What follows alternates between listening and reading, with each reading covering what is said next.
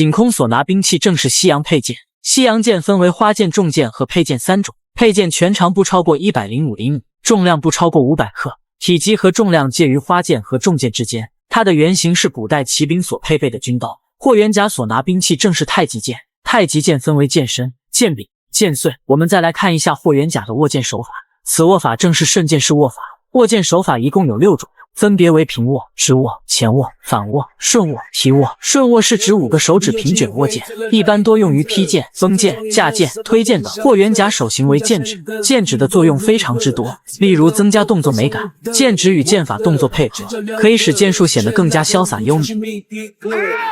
退步顺势拨剑格挡，横劈剑，连续进步刺剑，下劈剑，右劈剑，斜劈剑，左劈剑，右劈剑，仅仅交手不到5秒钟，霍元甲就倍感压力。霍元甲没想到景空的出剑频率竟然如此密集。霍元甲也是第一次和西洋剑术交手，一时之间难以跟上对方的节奏。西洋剑术的主要手段是以刺劈、扫挡等为主，同时还需要灵活应对对手的攻击和变化。西洋剑术的招式虽然简单，但每个动作都有其独特的技巧和要求。在景空的强势进攻下，霍元甲也从刚开始的顺握变成了现在的前握。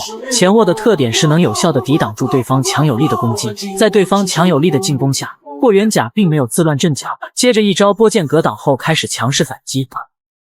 达摩剑法蜻蜓点水，达摩剑法二马分鬃，达摩剑法耀子翻身，达摩剑法定阳针，扫龙式。幸好景空手腕处带有护甲，挡下了这一剑，随即将霍元甲的剑给弹开，然后直接使出一招蓄力横斩，想要将霍元甲开膛破肚。霍元甲临危不乱，直接使出了达摩剑法中的高阶剑横江飞渡。横江飞渡是达摩剑法中的第11式，其上一式为定阳针，下一式为扫龙剑。达摩剑法横江飞渡的特点是身法动，剑法犀利，以横扫千军之势，如飞渡江河，无可阻挡。霍元甲这一剑本可以御剑封喉，但霍元甲留手了，而是朝着景空胸腹攻去。景空胸前的护甲再次挡下这致命一击，景空挨了这一剑，心里顿时暗暗心惊。在和霍元甲比武之前，早已听闻霍元甲拳脚功夫打遍金门无敌手，他没想到霍元甲的剑法竟然也如此厉害。霍元甲乘胜追击，一招仙人指路再次攻去，但景空并没有被霍元甲刚才的那一剑给吓到，而是以一记斜劈剑迎击后，直接来了个强势反击。霍元甲也没想到，对方在面对自己的达摩剑法时，竟然没有丝毫退意，而且攻势更加凶猛。达摩剑法的特点就是以静制动，以气运力，亦以怪招闻名天下，其身法步法之奇之巧，也是其他剑法望尘莫及的。而景空一直被霍元甲压制，而且还被打了个措手不及，可想而知，景空的心理素质果然异于常人。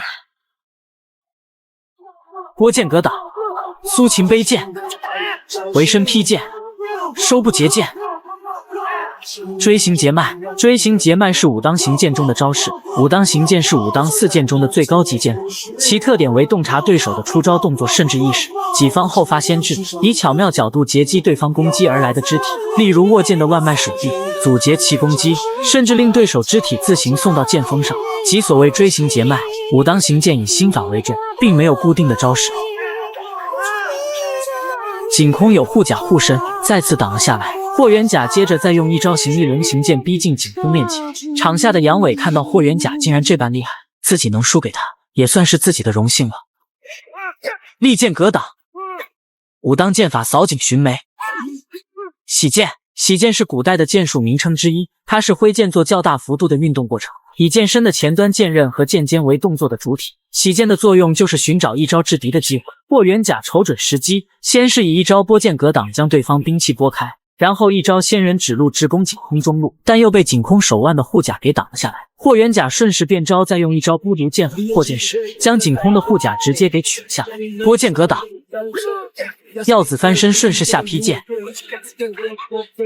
太极剑法犀牛望月。霍元甲以一招太极剑法犀牛望月，直接将景空兵器给卸了下来。